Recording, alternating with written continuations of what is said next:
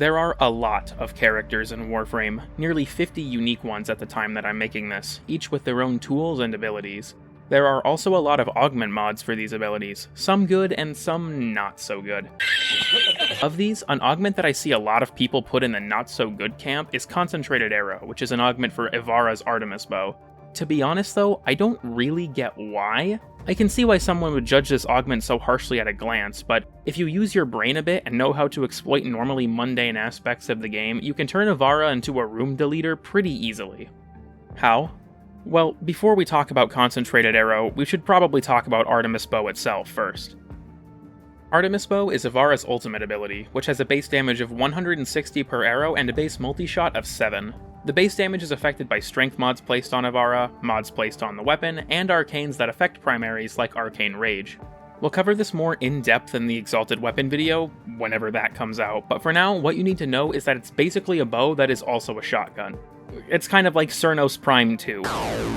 Charging Artemis Bow doesn't alter the arrow's damage or projectile speed, instead gradually changing the orientation of the arrows from a vertical line to a horizontal one.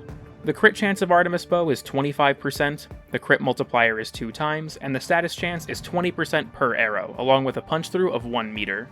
Artemis Bow's biggest strength normally is its very high base multi-shot, which allows you to either tap fire for a vertical stack that will fuck up a single enemy, or hold for a horizontal stack that can hit multiple weaker enemies. Add that to its solid crit and status, and it functions as a very versatile weapon. Now that we understand how it normally works, let's look at Concentrated Arrow, which throws a lot of these strengths straight out the window. For starters, the multi-shot gets reduced down to 1, and the damage of the now single arrow is not increased to compensate. The punch-through is also removed entirely. In exchange for these drawbacks, Artemis Bow now gains a flat 50% increase to its crit chance on headshots, and headshots also cause an explosion in a 7-meter radius, which deals 500 blast damage with a guaranteed impact proc. This explosion damage will only be blast, meaning that it can't proc any other elements placed on Artemis Bow. This 7-meter radius is affected by range mods on Ivara, as well as Firestorm, which are additive with each other. I know that sounds like a pretty mid trade-off on the face of it, especially considering that you need to land headshots instead of just mindlessly spamming like with the Brahma or Tsar, but there are some huge upsides that aren't immediately apparent. For starters, the explosion itself has no damage falloff, bypasses all obstacles in the environment, is silent, and does not inflict self-stagger. The fact that it scales with range mods is also extremely exploitable, allowing you to get a blast radius of 15 meters or more with relatively little effort. The most important element of this explosion though, as you might have guessed, is the guaranteed impact proc. Why? Well, because of a mod called Internal Bleeding, which grants you a 35% chance to proc slash when an enemy takes an impact proc, which goes up to 70% if the fire rate of the weapon is below 2.5. Because of how bows work, your fire rate behind the scenes will rarely go above this number, and like I mentioned earlier, the damage of Artemis Bow doesn't increase with charge, so fire rate mods aren't needed anyway. The projectile speed is determined by charge amount with Concentrated Arrow though, so do keep that in mind. Each individual arrow of multi-shot from Artemis Bow also procs its own guaranteed impact status, which means that with Galvanized Chamber and Vigilante armaments, you're looking at 4 separate 70% chances to proc slash, 90% of the time at least. Putting all these traits together, you've got a bow that can easily proc several instances of slash in a 15 meter plus radius with no damage falloff, self-stagger, or noise, bypassing all obstacles in the environment at the same time.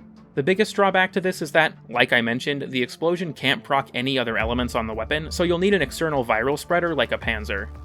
Well, maybe not need, but it is definitely helpful. An Adarza Kavad is also nice, especially because Ivara is almost always invisible, and as such, Avenger won't be procced without the use of something like Combat Discipline. The other glaring drawback is that you need to land headshots, which is the main grievance for a lot of people when it comes to this augment. To be honest though, I actually really like it.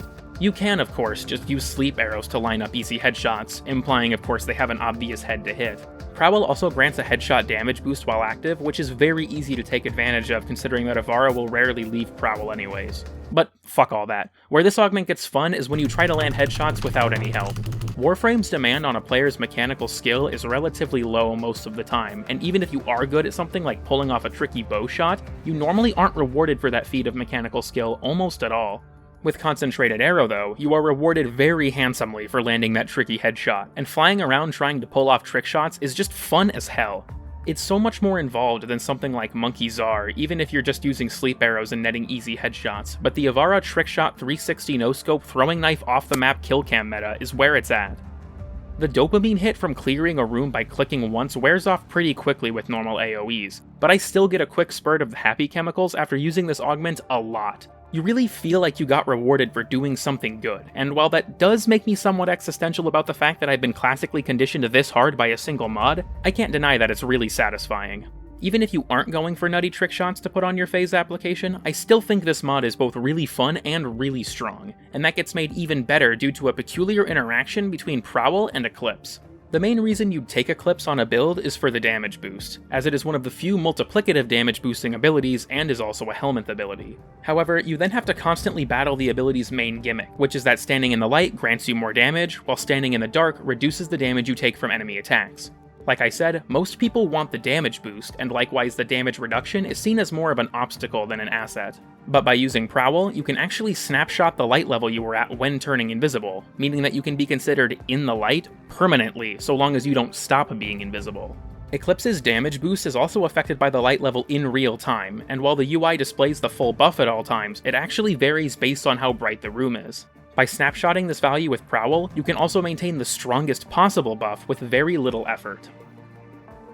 Alright, that's pretty much everything.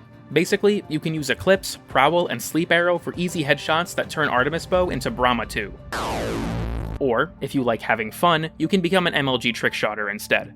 Like I said, we'll go more into depth about Artemis Bow in the Exalted Weapon video, which will come out eventually, but with the scope of that project, it'll probably take a while. That and Styanax just got revealed, and if he has an Exalted Spear or something, I've gotta make sure to add that shit. With that out of the way, feel free to like, subscribe, join the Discord, all that dumb YouTuber shit.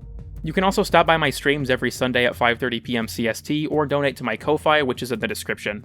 I have no idea how to pronounce that, by the way. Anyways, thank you all so much for watching, and I'll see you all either on stream or with my next upload, where I overdose on Morbius Plasma and die. As a joke, of course.